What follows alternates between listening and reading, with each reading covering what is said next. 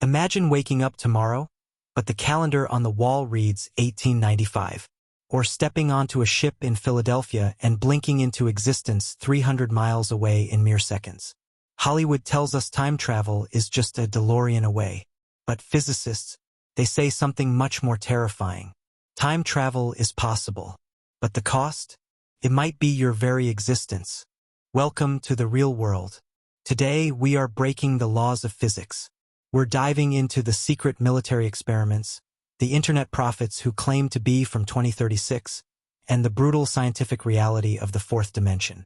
Is it possible to change the past? Or are we locked in an infinite loop? Let's find out. First, we have to destroy your perception of time. You think time is a straight line? Past behind you, future ahead? Wrong.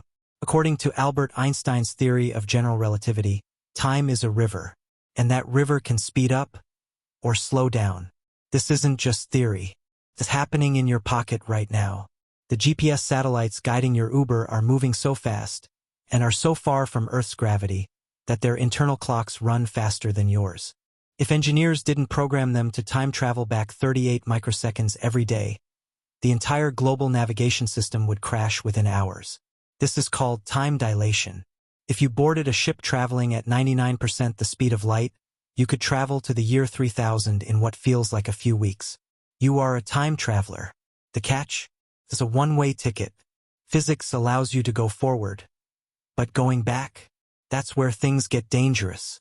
Enter the grandfather paradox.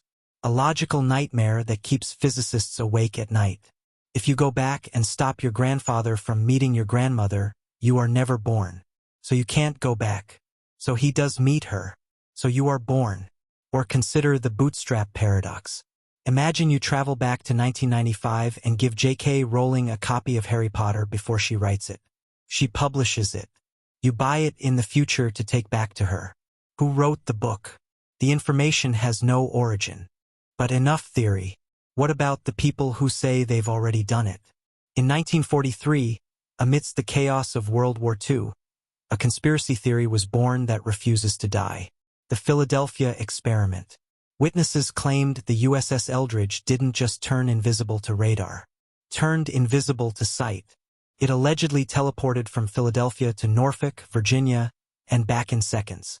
When it returned, the story goes that the crew was wrong. Some were nauseous. Some were insane. And the most horrifying detail? Some were supposedly fused with the metal of the ship, molecularly bonded to the deck. The Navy denies everything, claiming it was just a degaussing procedure to hide from magnetic mines. But the legend remains one of the military's biggest ghost stories. Fast forward to November 2000. The internet was young. Forums were quiet. Until a user named timetravel_0 logged on. He claimed to be a soldier from the year 2036. His name was John Titor. Unlike other hoaxers, Titor had receipts. He posted complex engineering schematics of his time machine, a unit involving microsingularities installed in a 1967 Chevy Corvette. Titor predicted a U.S. Civil War in 2004 and a nuclear World War III in 2015. Obviously, we are still here. The dates passed. Titor was debunked. But here is the spine-chilling part. Titor claimed his mission was to retrieve an IBM 5100 computer because it had a secret function to read older coding languages. Years later, IBM engineers confirmed this feature existed. A secret not public knowledge in 2000. How did the hoaxer know? If Titor was a fake, what about the man the Japanese authorities couldn't explain? July 1954. Haneda Airport. A well-dressed businessman hands over his passport. It looked real. It had stamps from all over the world. But the country of issue read Taured. The man was furious. He pointed to Andorra on a map and said, "That is Taured. It has existed for 1,000 years." Confused, police locked him in a hotel room with guards outside. The room was on a high floor. No balcony. By morning, he was gone. All his documents held at the airport, gone. The man from Taured had vanished back to his reality.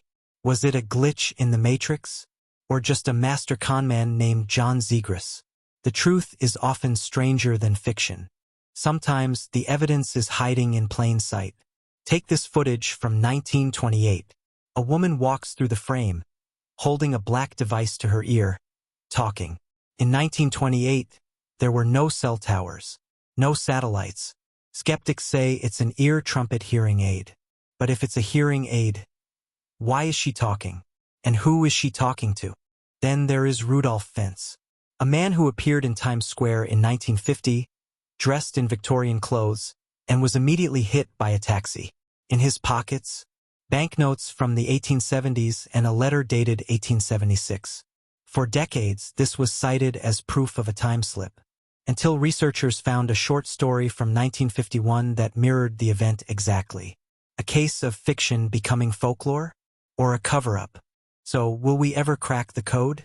Stephen Hawking once held a party for time travelers.